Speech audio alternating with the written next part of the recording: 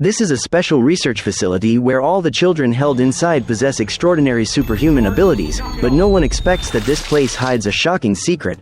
Luke, a rare 14-year-old prodigy, can finish a college-level math exam in under 30 minutes, but instead of being proud, his parents are worried because their son is simply too exceptional. Beyond his sky-high IQ, he also hides a frightening secret, the ability to move objects with his mind, even though the power is still weak.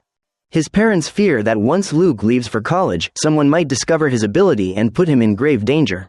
But Luke has always had a strong sense of independence. High school classes can no longer satisfy his thirst for knowledge, and he's eager to attend a top university to push his limits. No one expects that Luke's brilliance has already attracted the attention of people with sinister motives. That night, a heavily armed team sneaks into his house. Luke is deep asleep and knocked out by a tranquilizer before he even understands what's happening. When he wakes up, he finds himself in what looks like his familiar bedroom. Everything seems normal, yet Luke notices something off. His sports jacket, torn during yesterday's workout, is now perfectly intact.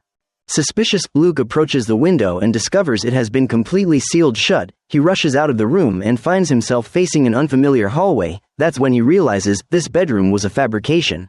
A girl around his age appears, introducing herself as Kalisha. She calls Luke by name and knows his preferences surprisingly well. She explains that this is a secret institute dedicated to studying gifted teenagers with special abilities.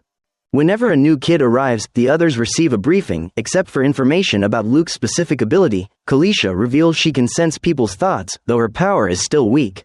Despite the bizarre situation, Luke stays unusually calm for someone his age. What he wants most now is to understand the true purpose of this institute. The recreated bedroom and the friendly explanations from the other kids may seem like a thoughtful welcome service, but behind all that is undoubtedly a much darker agenda. In the surveillance room, the director and the technical advisor watch Luke through the monitors. They sigh. He is exactly as the file describes, with extraordinary perception and analytical skills. As soon as they finish speaking, Luke looks straight at the camera, clearly aware he's being watched. The director shakes her head and calls the head of security. She wants to meet Luke in person. When Luke reaches the elevator, a short-haired woman steps out. He immediately recognizes her as the one who abducted him. Before he can speak, the guards shove him inside. The head of the institute is Sigsbee. Years in authority have given her a commanding presence. She seems genuinely impressed by Luke's composure, unlike most new arrivals who scream and resist in panic. Luke's first question is, "Why did you kidnap me?" Sigsbee insists this wasn't kidnapping. They are conducting crucial research to save the Earth, and Luke is fortunate to be part of it. Expressionless, Luke simply says he wants to call his parents. Sigsbee coldly replies that the institute is classified and all communication with the outside world is forbidden. Luke accepts reality and asks what exactly he is expected to do here.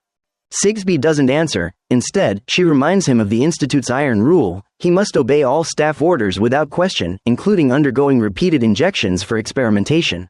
The director assured that once everything was over, Luke's memories would be completely erased, and he would safely return home to his parents. Although these rules sounded extremely authoritarian, Luke showed no resistance. He simply said, "About my room, it makes me really uncomfortable."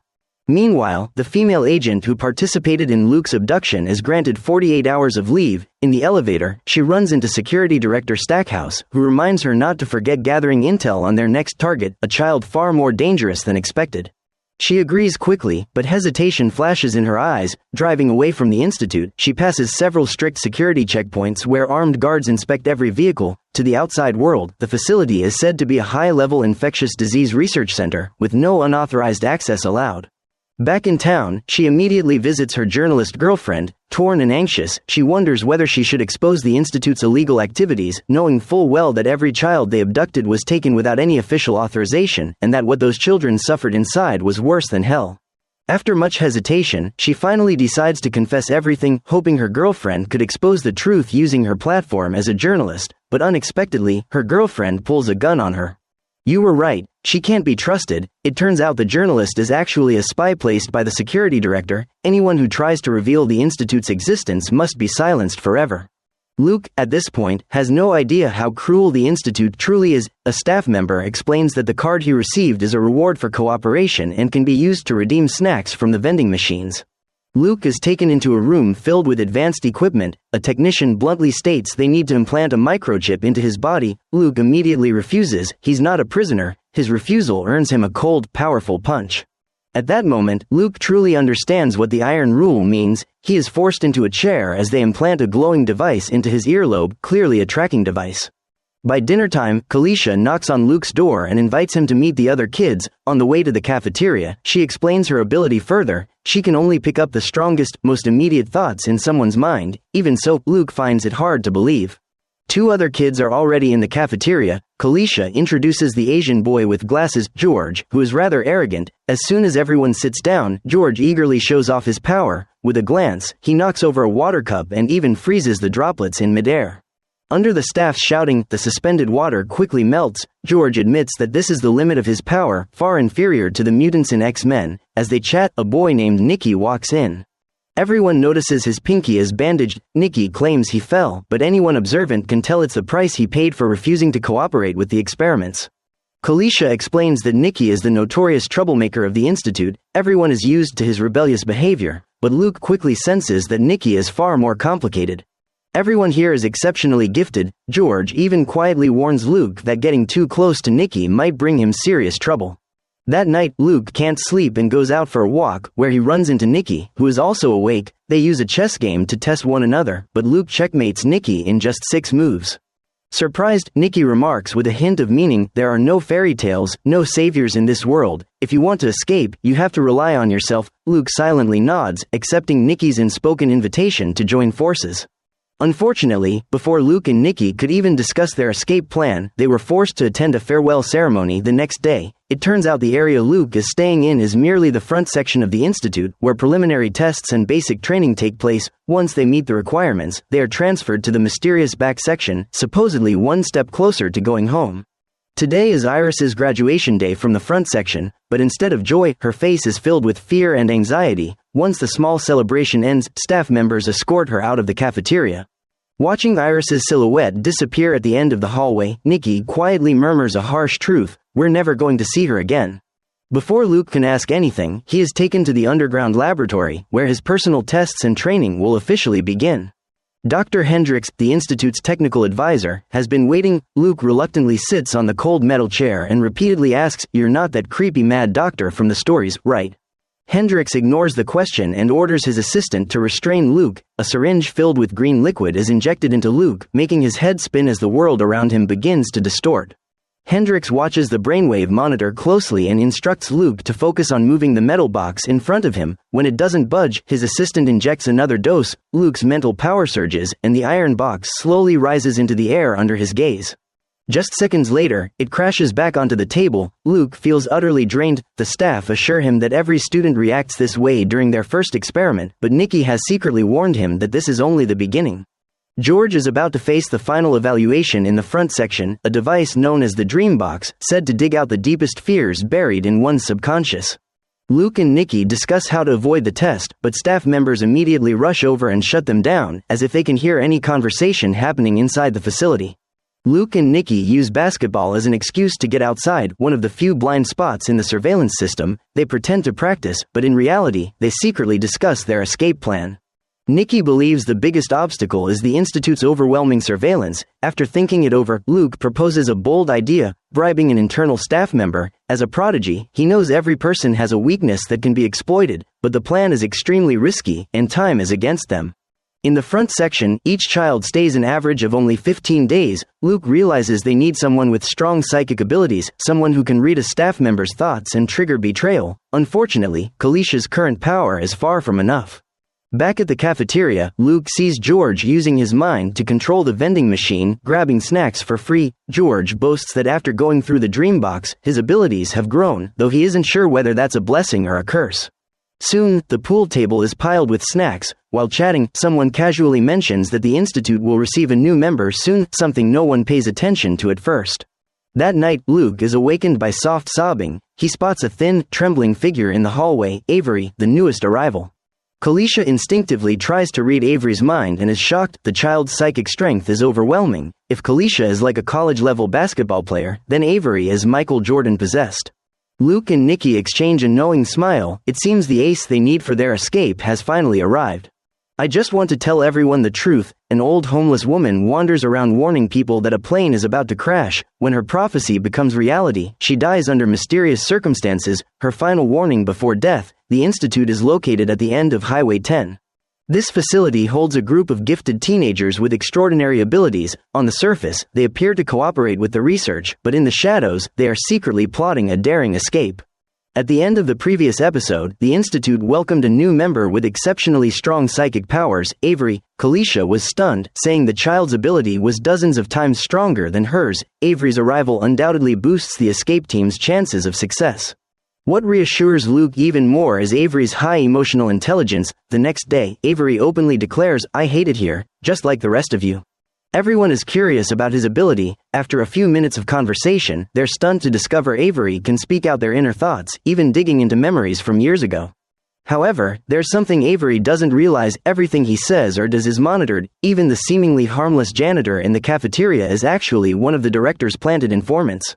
That morning, Luke is once again taken to the underground lab. Hendrix gently assures him it's just a simple test, but once Luke sits down, staff immediately strap his limbs tightly to the chair. A syringe filled with green liquid is injected into him, causing immediate dizziness. "See, you're fine," one of the staff remarks coldly after observing him. They then push a monitor in front of Luke. Hendrix warns him that he must keep his eyes on the screen throughout the test, or face punishment with an electric baton. Luke instinctively tries to break free, even starting to bleed from the nose, but the guards violently push his head down. Through the dizziness, he sees colorful orbs flashing across the screen. The professor is surprised by the data. After recording everything, he turns off the disturbing visuals. Luke suddenly convulses and blacks out. When he wakes again, he is still strapped to the chair. The professor tells him the test isn't over and presents several animal image cards, ordering Luke to identify them using his ability. Luke, tears filling his eyes, says he feels terrible and can't continue. The professor reluctantly halts the test and orders the staff to escort him back to his room.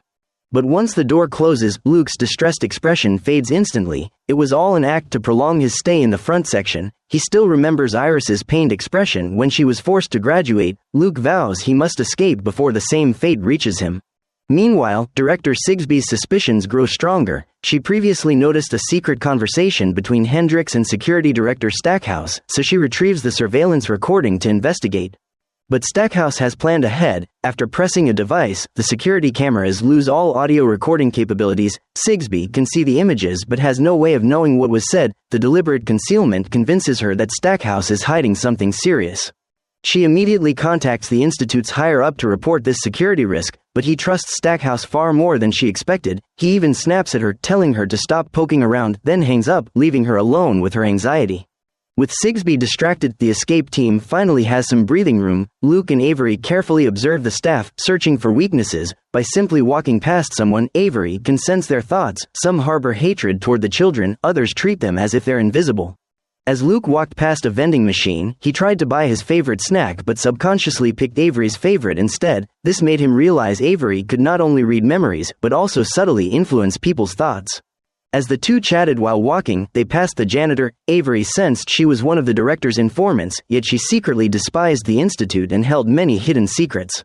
Luke immediately realized this might be a breakthrough. He sought out Nikki to discuss it, and they headed to the only outdoor spot without surveillance. Beyond the towering barbed wire fence, guards patrolled every 6 hours.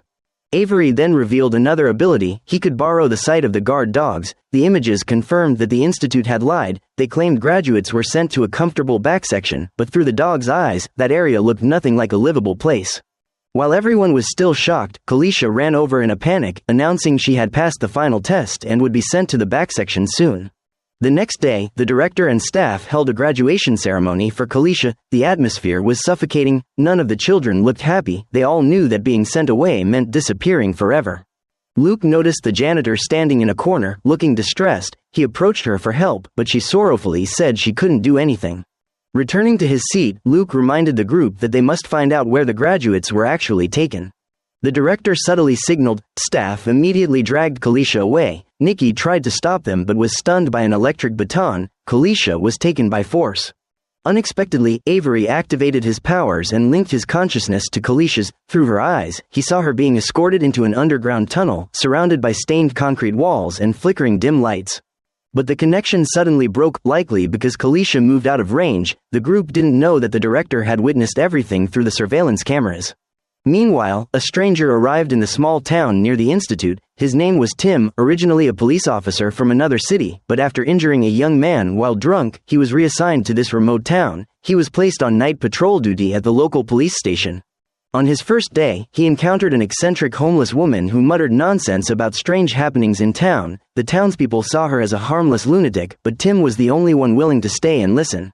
A female colleague explained that the old woman was once a respected lady in town, until a mysterious accident occurred. 4 people, 2 men and 2 women, including her daughter, died in the forest behind the mountain with no clear cause. Lacking evidence, the sheriff ruled it an accident. But the old woman insisted it was murder. After filing complaints repeatedly with no results, she eventually lost her sanity. Tim didn't avoid her because his own mother suffered from Alzheimer's. Years of experience taught him that the ramblings of such people often stem from fragmented truths. Tim continued visiting her frequently. For the first time, he heard about the research institute from her. She once had a close friend who played the accordion, but after wandering near the institute, he disappeared without a trace, as if he had been erased from existence. At first, Tim didn't pay much attention until one day the crazy old woman suddenly seemed unusually lucid. She said her intuition had never been stronger. Someone had used telepathy to control a pilot, causing a plane to crash. She then gave Tim a cryptic warning: never go near the research institute at the end of Highway 10. That night, after patrol, Tim stopped by the only bar in town. He met a journalist there. Viewers of the previous episode would know she is actually an undercover agent placed by the institute to deal with anyone trying to expose its secrets. Unaware of her true identity, Tim asked about the institute at the end of Highway 10. The journalist casually replied, "I heard rumors they're studying aliens. I'm even planning to write a special investigative piece about it." At that moment, a breaking news alert aired on TV, reporting a plane crash caused by pilot error. Tim felt his blood run cold. Wasn't this exactly what the old woman had predicted? He immediately told the journalist everything, repeating the old woman's theory that the institute was studying mind control, but the journalist simply laughed it off, calling the woman the town lunatic, then quickly excused herself and left. The next night, while patrolling near the old woman's abandoned shack, Tim found her dead, foam at her mouth. It was almost certainly the journalist's doing. Meanwhile, what happened to Kalisha? Where was she taken? And what horrific secret is the institute hiding? These superpowered children endure unimaginable torture disguised as experiments. A girl who spent only 2 weeks in the institute was forced into the far more terrifying back section. Her friends were deeply worried, as no one knew what awaited her. Before they could come up with a plan, the institute welcomed new arrivals, a pair of twin sisters. "I'm Gerda. Are we dead?" The director and her 2 main officers watched the surveillance monitors closely. At that moment, another newcomer entered the cafeteria, far more aggressive than the twins, instinctively treating everyone like an enemy.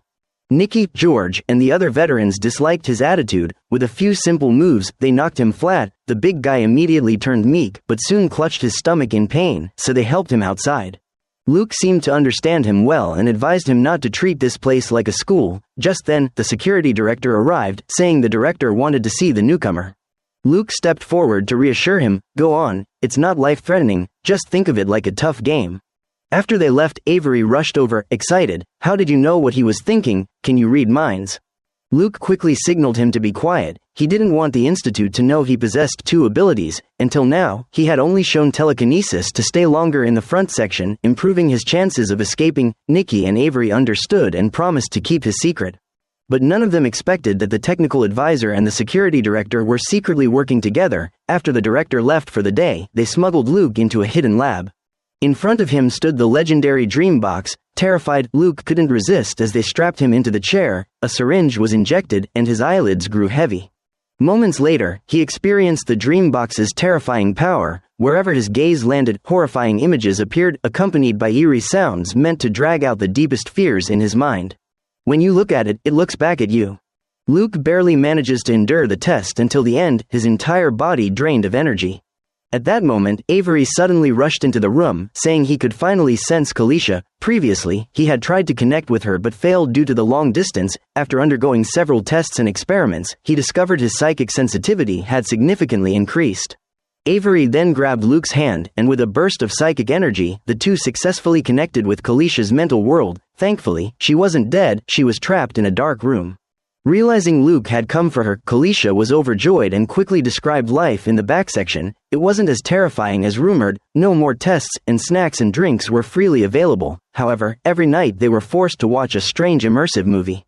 But Avery sensed something was wrong. Everyone looked blank and lifeless. Kalisha, being new, was slightly better, but her dark eye bags were obvious. Even Iris, once lively and energetic, now resembled a weathered old woman. She even flicked a cigarette butt into her food bowl. Kalisha added that ever since she arrived, her head had been buzzing constantly. Avery focused and confirmed the place was filled with faint noise coming from behind a metal door that Kalisha had never entered.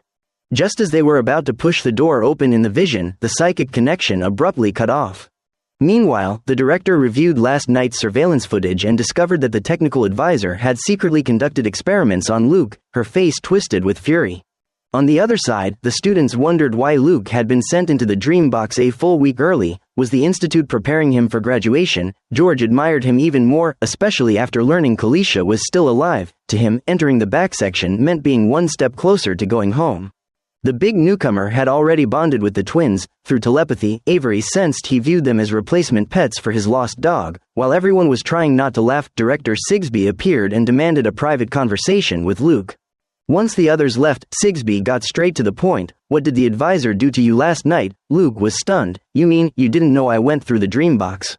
Luke quickly realized the director was not aligned with her subordinates, otherwise she wouldn't have come to ask him personally. Sigsbee reluctantly conceded Luke's sharp reasoning. When he refused to elaborate, she stormed off angrily. The next afternoon, the big newcomer underwent his first test. He was tortured to the point of uncontrollable vomiting. A guard called the janitor to clean the floor. Luke seized the opportunity and approached her, hoping for help. The janitor led Luke to the vending machine area, explaining it was the only spot without surveillance. Luke used his ability to read her thoughts. He learned that her son had died a few years ago. Seeing children like Luke suffer awakened her compassion, but she knew how dangerous the institute was and believed she could do nothing to help. Luke returned to his dorm disappointed. As he fell asleep, he dreamt the big guy attacking the twins with a weight. Sensing something was wrong, he rushed to their room. The noise drew the guards, who arrived just in time to see the big guy knock one girl unconscious. The attack unsettled everyone. Sigsbee personally came out to explain that the big guy couldn't handle the tests, lost control, and accidentally hurt the twins. She insisted it was an accident, the girl was fine, and all three had been moved elsewhere to rest. Avery, with his telepathic abilities, easily sensed that the director was lying. When George suggested visiting the twin sisters, the director immediately rejected the idea coldly. Although things seemed to calm down, Luke felt uneasy. His telepathic ability seemed to be evolving into something close to precognition. If the Institute discovered this, he would be in serious danger. And just as he feared, trouble came. A guard with a blank expression escorted Luke to a brand new lab. The technical advisor explained that aside from routine tests, they kept special ones for special students. The glass chamber before Luke was one of them. He asked Luke to honestly confess whether he had any abilities other than telekinesis. When Luke immediately denied it, the guard opened the chamber door. The advisor explained that life-threatening danger could trigger primal fear responses, unlocking hidden potential. Many people instinctively reveal the truth under such circumstances. He then began questioning. I'm thinking of an animal. What do you think it is? Luke refused to answer. The guard immediately pressed a button. Oxygen was sucked out of the chamber, and suffocation hit him like a wave. But Luke was determined not to expose his power. Even as his face turned red from lack of air, he gritted his teeth and stayed silent. Meanwhile, in the nearby town, Tim approached his supervisor. He said the old woman's death felt suspicious. She had predicted the plane crash accurately, then died the very next day. But since she had a habit of rambling nonsense, the townspeople were used to it. The sheriff insisted it was a coincidence. Tim boldly suggested, what if she actually had the power of foresight? If so, her death was definitely not an accident. The sheriff thought his new subordinate was being paranoid. With the precinct's tight budget, he wasn't willing to waste resources on a case no one cared about. Tim quietly left the room. His attractive female colleague hurried after him, impressed by his dedication to the truth. She secretly told him the old woman's shack would be cleared in the morning. Tim smiled. He understood what he had to do. That night, Tim returned to the scene. He searched everywhere and believed the most valuable clues were the old newspapers hidden in a box and several empty liquor bottles. The next day, at his colleague's house, Tim showed her the items he found. She noted that the type of liquor was expensive, far beyond what a homeless woman could afford. Another can had no lipstick marks, proving someone forced her to drink, likely to cover up a murder. Tim also uncovered old newspapers about 4 missing young adults, including the old woman's daughter. His colleague dug through her drawer and found an old contact directory. She used to attend the same school as the 4 missing youths. With her approval, Tim took the directory and packed it. The next morning, he drove to the school. Perhaps more clues awaited there. The deeper he dug, the closer he came to the institute and its dark secrets. Back at the institute, just as Luke was about to pass out from suffocation, the technical advisor finally gave in. He ordered the machine shut down. If Luke died, it would create a much bigger problem. The janitor escorted the severely weakened Luke back to his room. Through her memories, Avery finally saw what lay behind the iron door of the back section, a place resembling a dark, horrifying hell. No one would imagine that these brilliant prodigies were treated even worse than livestock at a slaughterhouse. Every day they were forced to drain massive amounts of psychic energy until their bodies collapsed, then sent to a secret room.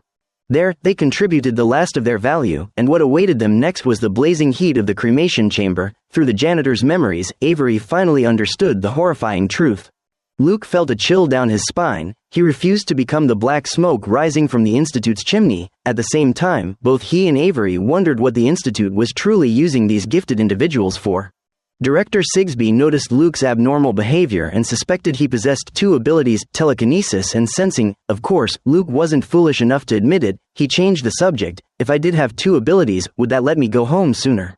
Sigsbee seemed to be running out of patience. Whether by accident or intention, she kept glancing at her computer screen. Luke sensed something was wrong and quietly activated his sensing ability. A moment later, his face turned pale as he pulled the screen toward himself. The news headline was devastating. Luke's parents, driven to utter despair by his disappearance, had taken their own lives at home. Luke screamed in rage, "This institute killed my parents."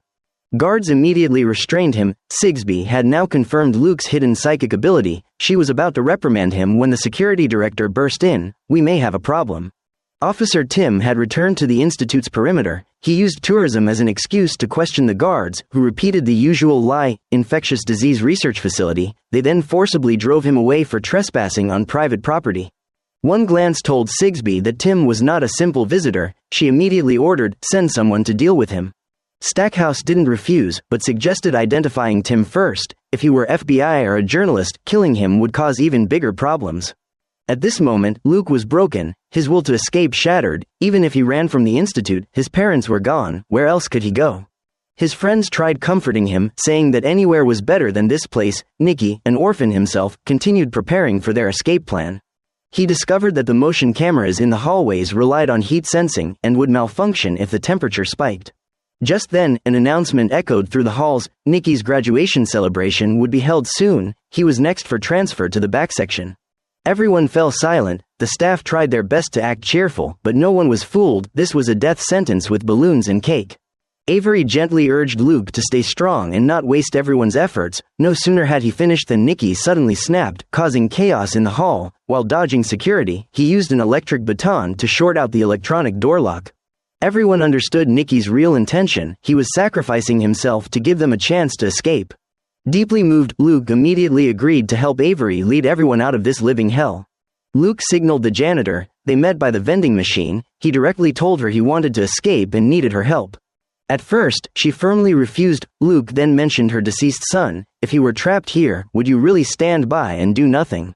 The janitor was emotionally crushed, wiping her tears before pushing her cleaning cart away. However, the director, Sigsbee, saw their parting. She immediately realized the area beside the vending machine was a blind spot in surveillance and ordered a new camera installed. With the new camera, Luke's meeting with the janitor was recorded clearly. He whispered that their escape plan was fully prepared. Earlier, Avery had used the vision of a patrol dog to discover a break in the barbed wire fence behind the back section, their key escape route. But the real problem was reaching the back section. After hesitating, the janitor told Luke to meet her in the laundry room at 11:30 p.m. As for the tracking device on his ear, she handed him scissors. He would have to handle that himself.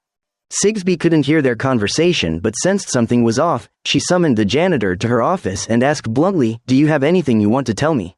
Knowing she couldn't hide the meeting, the janitor lied, claiming Luke was devastated after learning about his parents and she was only comforting him. The director didn't believe a word. She immediately reassigned the janitor to prevent further contact with Luke. The janitor firmly insisted on staying until after the fireworks night that evening, saying it wasn't a task that could be replaced easily.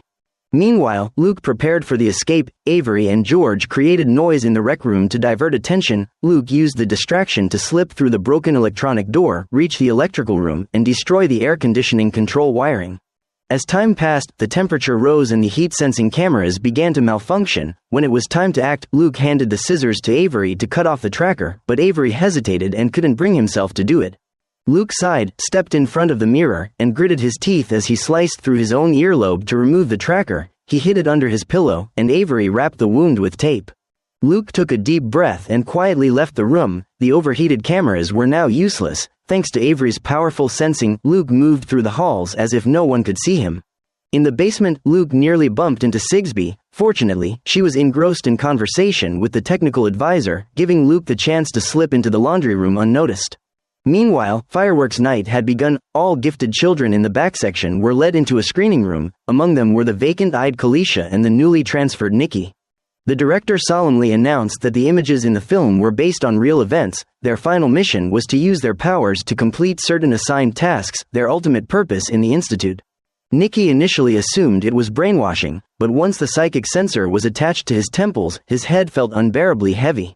The director coldly announced that Iris would lead tonight's mission. If she completed it, she would go home. Nikki knew it was a lie and warned Iris to be extremely careful. But everything quickly spiraled beyond Iris's control. Once the special helmet was placed on her head, her mind linked directly to a doctor. After performing some checks, the doctor approached a high-ranking official who sought treatment for severe arthritis and trusted the doctor completely. Iris instantly activated her mind control ability, with the others supporting her. The guards around them lit fireworks. Whether to encourage them or amplify psychic output was unclear, and so the name Fireworks Night made sense. Finally, the doctor lost control and pulled out a vial of poison. With one injection, the high-ranking official died instantly. Iris successfully completed the mission, but the extreme energy drain caused her to collapse and convulse violently on the floor.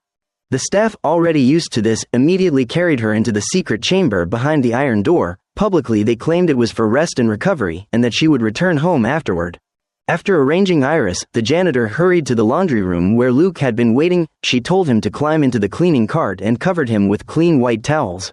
As she pushed the cart into the hallway, a nosy guard approached. Thankfully, the janitor stayed calm and talked her way out easily, since she routinely cleaned the unconscious patients in the secret room. Once Luke climbed out of the cart, the janitor told him she had unlocked the iron door leading to the back fence. She handed him a USB drive containing evidence of the Institute's crimes, asking him to deliver it to a journalist she trusted. After hugging her goodbye, Luke was about to leave when he saw Iris lying there with a blank stare. He desperately wanted to save her but was powerless. All he could do was pray she wouldn't be sent to the cremation chamber before the police arrived. Meanwhile, Officer Tim had returned to town. After several investigations, he was convinced the Institute was suspicious. With help from his female colleague, Tim re-examined the old death case. Although records stated the 4 victims drowned, several details didn't add up. The place they drowned was right beside the Institute's fence. 2 weeks later, the Institute suddenly rebuilt the entire fence. The two pieced together the truth. The 4 youths likely climbed the fence out of curiosity, discovered the Institute's secret, and were killed to silence them. The Institute then staged the drownings to cover up the murders. But since the case was many years old, new evidence was nearly impossible to find. The only thing Tim could do was show up as a police officer and pressure the Institute into making mistakes. The plan worked. That afternoon, Security Director Stackhouse showed up at Tim's house. He attempted to probe Tim's background but ended up incriminating himself. Tim read every move as guilt-driven behavior. Stackhouse learned nothing and could only warn Tim to stay away from the Institute. That night, Tim drove to the Institute again to inspect the new fence. He didn't know this was the exact escape route Luke was heading toward. Were they about to cross paths? Luke used the scissors to cut through the rusty fence, creating a makeshift dog hole to slip through, becoming the first child in 70 years to escape the Institute. The facility's cruelty was finally on the brink of exposure. With help from the janitor, Maureen, Luke escaped the back section. She instructed him to follow the river. After crossing the fence, she would meet him at a camping spot called Red Steps. But the guards were far more vigilant than expected. Even though Luke cleared the main perimeter, a security post waited ahead. He tried sneaking past, but a small noise alerted the guard. Seeing flashlight beams sweep across the bridge, Luke took a deep breath and plunged into the icy river. The swift river flattened all ripples after Luke dove in, so the guard on the bridge noticed nothing unusual. Luke held his breath as long as he could, only resurfacing once the beam of the flashlight drifted far away. His clothes were soaked, but Luke didn't feel the cold. All that mattered was escaping the guards and reaching red steps to meet Maureen, the janitor who helped him escape. Coincidentally, Officer Tim, who had long suspected the institute, also drove there late at night to investigate. Tim arrived at Red Steps, where the incident from years ago took place. Hoping for clues, he retraced the victim's supposed activities, followed the river, and reached an open clearing where something seemed buried. After digging a bit, he noticed markings on a wooden plank. He suspected this was the cabin where the 4 victims had stayed, now buried beneath the earth. Suddenly his phone rang. It was his colleague. Dawn was approaching, and she needed her car back. Although Tim felt the buried cabin was suspicious, he reluctantly left. Back at the institute, Sigsbee finally discovered why the air conditioning system failed. It had been sabotaged, not damaged by accident. Stackhouse realized the same. There must be a traitor inside the staff, because the children couldn't have done this alone. Meanwhile, Maureen was about to clock out when security received an urgent call. No staff were allowed to leave the institute. A bad feeling washed over her, but she couldn't force her way out. At that moment, Sigsbee found a pair of scissors near the fence. Even a fool would know someone had escaped. She blamed Stackhouse for the oversight, but he didn't care. He only answered to the powerful figure funding the institute. Maureen used cleaning as an excuse to reach the director's office, where she saw on the monitors that Sigsbee and Stackhouse were investigating the scissors, the very tool she had given Luke. Her fears were confirmed. Knowing they would soon trace everything back to her, Maureen immediately called a journalist she had known for years. She had planned to meet Luke at Red Steps after her shift, but now escaping was impossible. She asked the journalist to pick him up instead. Viewers of previous episodes would remember, this journalist, Kate, was actually an undercover operative placed by Stackhouse to eliminate anyone who threatened the institute. Suddenly, a loudspeaker announcement summoned Maureen to the maintenance department. Meanwhile, Luke had already escaped the institute's territory. As he approached Red Steps, he unexpectedly encountered Tim. Thinking Tim was there to capture him, Luke tried to flee, but his body was too weak. Tim quickly explained that he was the town's new police officer. Luke activated his sensing ability and confirmed he was telling the truth, but he still couldn't follow Tim. He needed to meet Maureen at Red Steps. Tim was intrigued by Luke, who kept muttering the institute and even mentioned Stackhouse. Hearing that, Tim immediately said, "I'll help you any way I can." Sensing Tim's sincerity, Luke revealed everything about the institute. At first, Tim didn't believe such supernatural abilities could exist. Luke then held out the USB. "All the evidence against the institute is in here, but it had to be delivered to the journalist Maureen mentioned."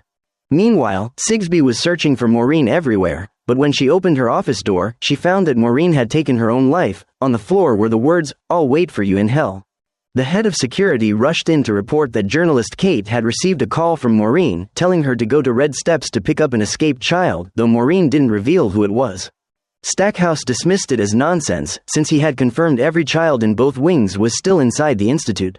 But Sigsbee remained uneasy and had security double-check. They insisted that all children's tracking devices were still in range. Still not convinced, she ordered a full manual roll call, sending guards to verify every child in person. When they reached Luke's room, his tracker still pinged, but the room was empty. Then Sigsbee spotted the tracker lying on the bed, removed. Meanwhile, Tim and Luke had reached the road. Tim wanted to take him to the station for verification, but Luke insisted on meeting Maureen first. He asked Tim to check his identity online. Tim searched and immediately found news of Luke's parents, who had died after his disappearance. He finally confirmed Luke was indeed the kidnapped child, and that the institute was far more sinister than he imagined. As Tim tried to call the station, the signal suddenly dropped. Luke immediately realized the institute was jamming communications. They must have discovered his escape. He feared Maureen was in danger and wanted to warn her. Tim estimated the distance and realized Red Steps wasn't far. Seeing how determined Luke was, he agreed to go with him.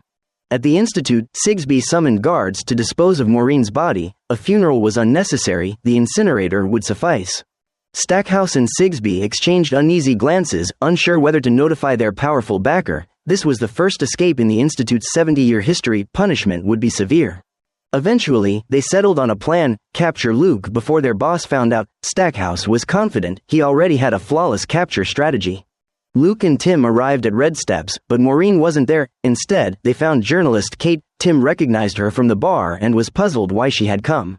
When Luke learned Kate was the journalist Maureen mentioned, he stepped forward, but immediately sensed she was hiding something and demanded to know where Maureen was. Just then, Kate's phone rang. Both Luke and Tim instantly realized something was wrong. The area was under signal jamming, only authorized numbers could connect. Kate was clearly with the institute. Kate dropped the act, pulled out her gun, and ordered Luke to return. Luke immediately used his telekinesis, causing a thick tree branch to fall from above. While Kate was distracted, Tim charged and knocked her into a rock, sending her tumbling into the water. Realizing Maureen was likely dead but unable to hesitate, Tim decided to take Luke to the police station, but Luke feared the Institute's influence, insisting they needed to reach a big city to expose everything. Tim, however, trusted his chief completely and told Luke to sense whether he was lying. Luke sighed, "What you see isn't always the truth." By then, Sigsbee had reached Red Steps. She found Kate's phone on a rock and immediately realized their perfect plan had failed. Luke was gone, and their boss would soon find out. Security Director Stackhouse hurried to find the Institute's second-in-command, the technical advisor, only to see that he had packed his belongings and was ready to flee. Even the advisor sensed the winds had changed. The Institute was on the verge of collapse. Yet Stackhouse remained calm. In a disaster this big, the director, the official figurehead, would be the one blamed. All they had to do was form an alliance and sink their stories, pinning everything on Sigsbee. Even if the advisor fled, his crimes would surface eventually. Meanwhile, Tim had brought Luke to the town's police station. When questioned by the sheriff, Luke simply handed over the USB Maureen had given him, containing all the evidence of the Institute's crimes. But no one noticed a police officer sneaking outside to call Stackhouse. "I found the kid." The video exposed everything. The Institute had engineered a psychic convergence device capable of covertly killing anyone, powered by draining the psychic energy of the children. Once depleted, the kids became vegetative and were eventually incinerated like garbage.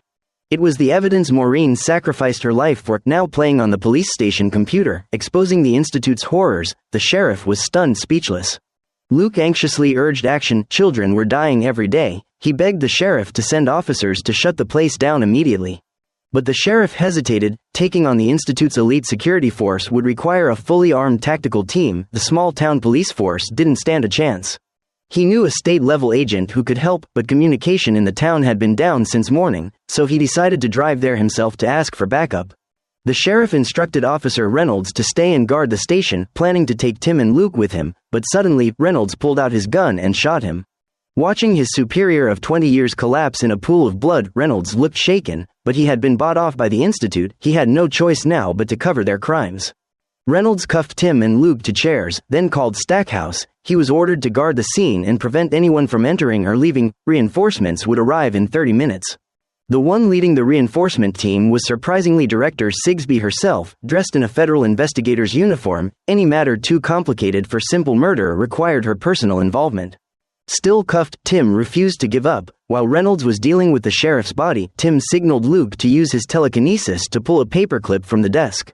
But Luke was too shaken to focus. Tim told him to breathe and think of the kids waiting to be saved. Luke steadied himself and activated his ability. The paperclip slid across the floor to their feet. Tim picked it up just as Reynolds returned. They acted normal until he left again to greet Sigsbee at the entrance, giving them just enough time to unlock the cuffs and escape. Sigsbee calmly ordered her team, "They don't have a vehicle, they won't get far." Tim brought Luke to a convenience store to use a phone, but the clerk said the entire town was still without signal. Luckily, Tim had once saved the clerk during a robbery. Realizing Tim was in trouble, the clerk didn't hesitate to hide him and Luke in a secret room in the storage area.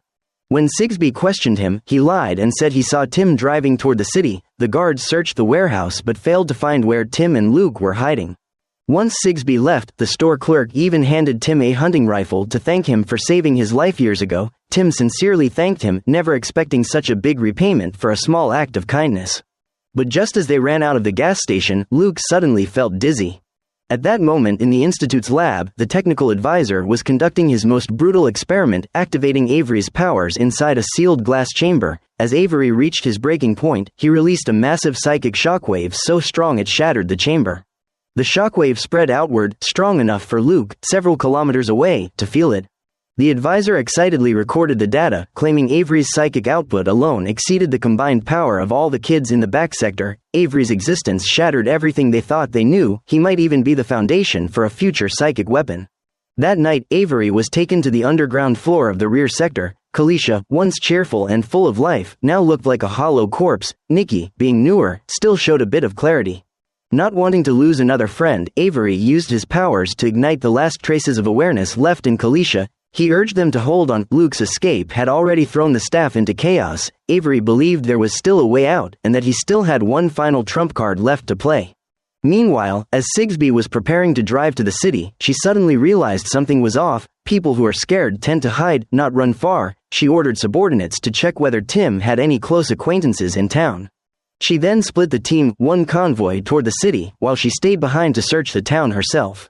Tim took Luke to the home of his colleague Wendy, the only person he trusted. After hearing the entire story, Wendy needed a long moment before she could even begin to believe any of it. Luke added that no other organization besides the Institute had the ability to sever all communication in town instantly. When she heard Reynolds had killed the sheriff, his partner of 20 years, Wendy was horrified. In under 10 minutes, she had absorbed more shocking news than in an entire year. Tim didn't let her pause. He asked for help escaping the town. Wendy, being a lifelong local, would know all the routes. Wendy had barely nodded when someone knocked. To her shock, Reynolds and Sigsbee were at the door. She quickly hid Tim and Luke in the storage room before answering. Sigsbee didn't bother pretending. She barged in and started searching immediately. Reynolds backed up the cover story, claiming Tim had killed the sheriff and kidnapped a minor, and was now wanted by federal agents. Wendy acted shocked but internally remained loyal. However, Reynolds noticed the storage room had not been searched. When he turned the knob, a barrel was instantly pressed to his forehead. The only reason Tim didn't pull the trigger was sheer restraint. He told Wendy to take their weapons. He still had questions that needed answers. But as Wendy approached, Reynolds reacted, seizing her as a hostage. They struggled, and both guns fired at once. Tim took a bullet to the shoulder. Reynolds died instantly. Sigsbee, completely untrained for combat, could only deny the Institute's crimes over and over, until Luke calmly mentioned the video Maureen recorded before her death. The moment she realized he knew everything, her expression changed. However, Sigsbee smirked. What you know is only the tip of the iceberg. The Institute really had extracted powers from children to carry out flawless assassinations, but the real question was, who were the targets? The private jet that recently crashed was carrying Senator Ramsey. Had he lived another 9 years, the fanatical hawk would have become Secretary of Defense and pushed the president to launch a nuclear strike on North Korea. The missiles would have flown across Russian airspace, been mistaken for an attack, and triggered a global nuclear war, costing billions of lives. It sounded absurd, but among the gifted children, beyond telepathy and telekinesis, a rare few possessed precognition, and the true purpose of the Institute was to eliminate key future figures who would trigger global catastrophe. Over the past 70 years, they claimed to have prevented more than 500 potential disasters. Countless gifted children died horribly in the process, but in Sigsbee's eyes, it was a worthy trade. She even saw herself as a hero. Luke used his sensing ability and confirmed she wasn't lying, but Tim disagreed. If she truly wanted to save the world, why not make the Institute's existence public? But Sigsbee countered with a harsher truth. Tim was sent to this small town because he shot an armed teenager, a teen who was about to commit a massacre. In essence, she said, Tim and the Institute were the same, sacrificing a few to save many, but society and the law would never openly accept such actions. Her words silenced Tim. They were now trapped between two impossible choices: let the children die or risk global annihilation by exposing the Institute. The gifted children had finally fought back, a desperate uprising against their captors. No one expected the combined psychic surge to be as powerful as a small bomb. The story continues from the previous episode. Sigsbee revealed the Institute's true purpose, sacrificing a few to save the world. Tim dropped the moral argument altogether. He'd seen too many dirty deeds justified as preserving world peace. Whether the Institute was right or wrong, he decided to hand everything over to federal investigators. Luke agreed, but before they could leave, he sensed Avery calling out. The boy had been taken to the back sector and forced to join that night's assassination mission. The technical advisor, having witnessed Avery's power, appointed him as commander for the operation. Luke had predicted this and prepared a countermeasure. That night, the target was a high-ranking female official. The plan was for Avery to cause a car accident, a clean kill with no trace.